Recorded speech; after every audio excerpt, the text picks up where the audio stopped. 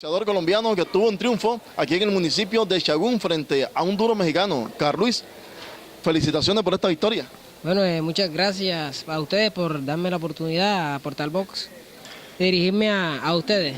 Ahora dialogamos con el mexicano Job Solano. Nos dijo que fue un golpe de suerte y que quiere una revancha con usted.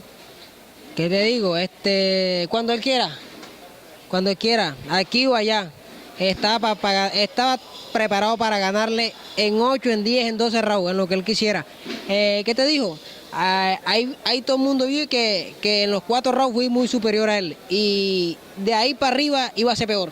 Dijo que quiere pelear en México con usted. ¿Se puede? ¿Quién dice que no? ¿Iría a México a pelear? Iría a pelear con él. Me ofrecen la pelea y yo iría a pelear con él. Carl Luis, vimos que hizo una pelea estratégica, peleando en la distancia con el jab largo. ¿Él llevaba la iniciativa?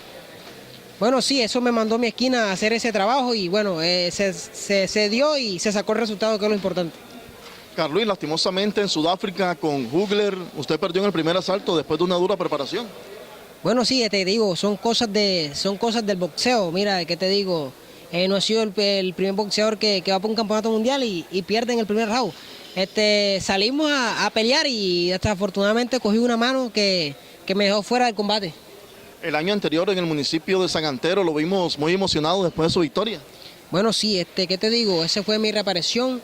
Peleé 8 saltos con un boxeador muy experimentado y ¿qué te digo? De ahí para adelante va a venir una senda victoriosa. Mucha gente le dio la espalda después de la derrota en Sudáfrica. Sí, mucha gente me dio la espalda. Estuve a punto del retiro del boxeo después que vine a Sudáfrica, pero ¿qué te digo? Gracias a mi familia, a mi padre, a Dios, nuevamente estoy aquí y estoy para cosas grandes. Lo vimos con un mensaje del Todopoderoso. Bueno, sí, mi viejo muy religioso y bueno, ¿qué te digo? Eso no, que lleve uno un mensaje religioso para el mundo, no, me siento feliz por eso. Finalmente, ¿qué le quiere decir a la gente que observará este video en portal-voz.com? Bueno, que sigan